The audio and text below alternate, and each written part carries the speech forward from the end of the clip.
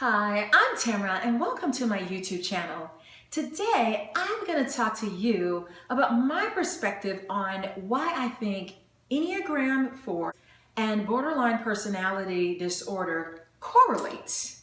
And you might think that's a stretch. The Enneagram is a very fascinating personality type because it goes deep into the psyche and reveals a lot of things, a lot of our defense mechanisms, why we act the way that we do. And it's based on some of our childhood experiences, life experiences, and how we cope, how we deal with those things. And they have a lot of unstable relationships. They have a lot of fears. They have acting out behaviors throughout their lives, and it is very difficult to heal and cure. So I think Enneagram 4, they also have things that they have to cope with, that they struggle with, that's sort of this ongoing thing that they're dealing with, and especially depending on how healthy they're operating or how unhealthy. Sometimes we can all be triggered into the unhealthy area, and some people stay in the healthy area of the Enneagram and some people stay in the unhealthy area of the Enneagram, which also brings me to this. Sometimes we see different variations in borderline personality disorders. So could it be that it's because they are connected with different Enneagrams and so it affects them slightly differently? So let's talk about Enneagram 4, which is the individualist. And we call them that because they like to be different. They feel like there's nobody quite like them in a positive and a negative way. Maybe they have some persecutions against them because they're so different, but they can also express who they are because they're different. So the Enneagram 4 struggles with identity, like creating who am I? And that is also the struggle of a borderline personality disorder. They don't know who they are. They have no identity. It's like an empty shell. They will start to create their identity. They sort of put these labels on themselves to create an identity, but really it's like this deep, dark black hole that's extremely scary and frightening. Imagine looking into a mirror and you don't recognize yourself. It's hard for them to deal with identity. So Enneagram 4, they also struggle with some areas of identity. Who am I in this situation? Who am I in that situation? They may change how they act depending on who they're with and where they're at.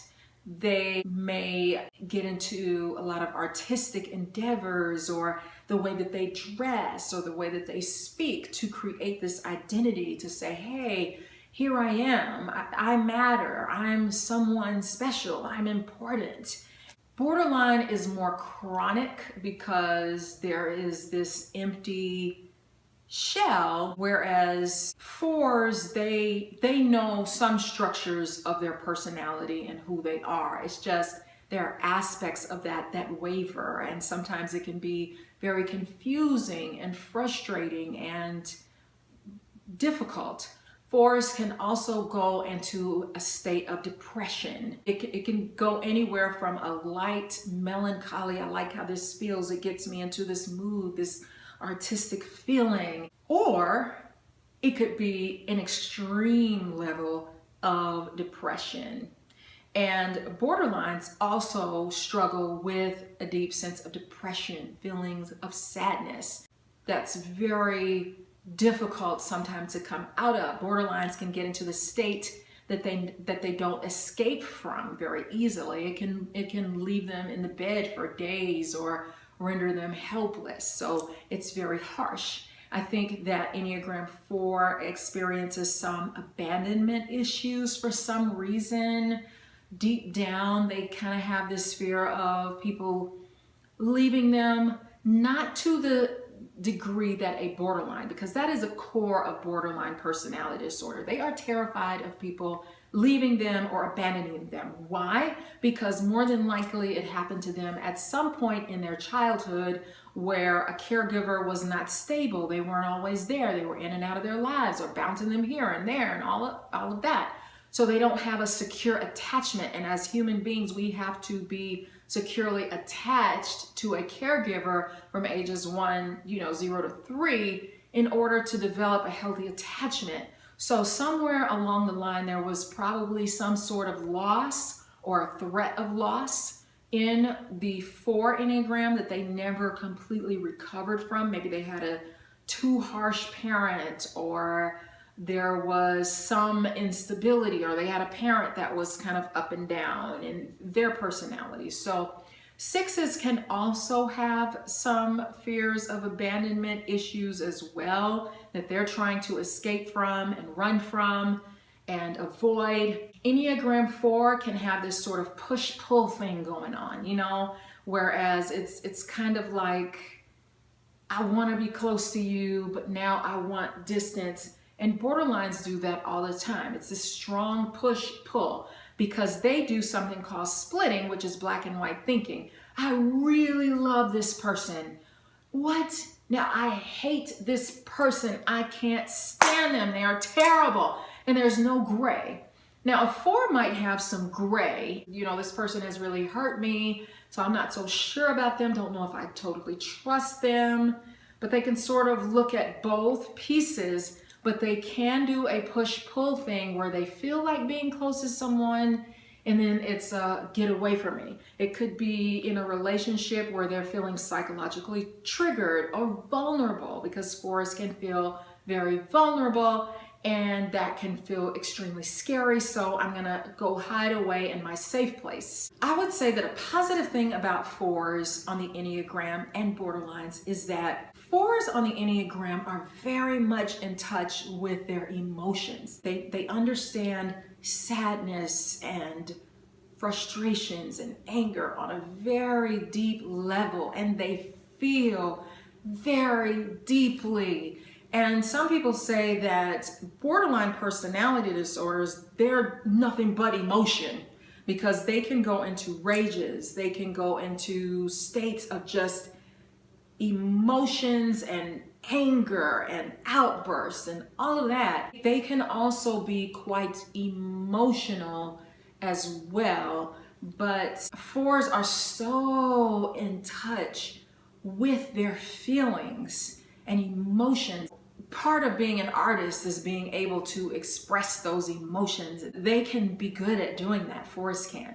Believe it or not, people with borderline personality disorders can really connect with people's sadness, hurts, vulnerabilities, because they know that it is a daily, difficult, painful struggle just to get through a day. So they generally have deep compassion for other people who are going through emotional distress. So that's actually a very positive thing about borderline personalities. So 4s can withdraw to protect their self-image. But on a positive note, Enneagram 4s can be self-expressive, very creative, very artistic, very individualistic, very in touch with their emotions.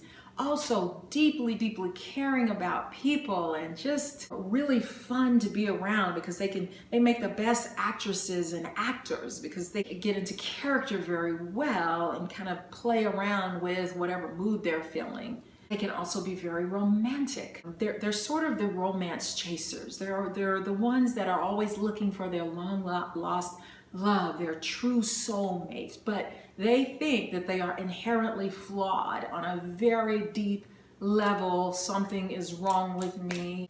They can retreat into a fantasy world that's not real, which sometimes borderlines can kind of go in and out of dissociation, where they sort of disappear from where I am now mentally, and they're somewhere. It's like they've dissociated, they've disappeared from themselves. And in some ways, the 4s can do that because they can go into a deep dream world where they're creating how their life is. Like if they've been through some traumatic experiences when they were a child, they can sort of go into this place of acting out in their heads, living out fantasies of how their life should be, and creating these characters and go into this deep state of imagination to cope and escape from reality. Borderlines do that too, but to a more extreme level. In an unhealthy state, they can go into self-hatred, a very morbid state of thinking, blaming other people for their issues and their problems,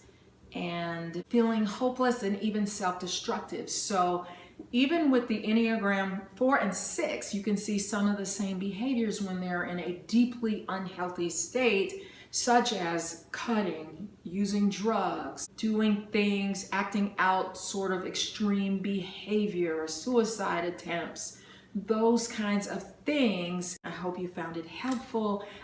By no means am I saying that the Enneagram 4s and 6s are borderlines. Borderline personality disorder is a disorder that should not be taken lightly, and it has its own criteria and diagnosis that must be taken seriously, and it's a very tough way to live, and I definitely have compassion, and I just hope that we can continue to figure out ways to help people with those disorders. And I also think that it shows that no matter whether you have borderline personality or not, we all have things that we have to cope with in life and have to figure out strategies. So thank you so much for watching my video. Please give me a thumbs up, share it with people that you know who are interested in these topics, and subscribe so that you can check out all the new things that I'm doing with my head.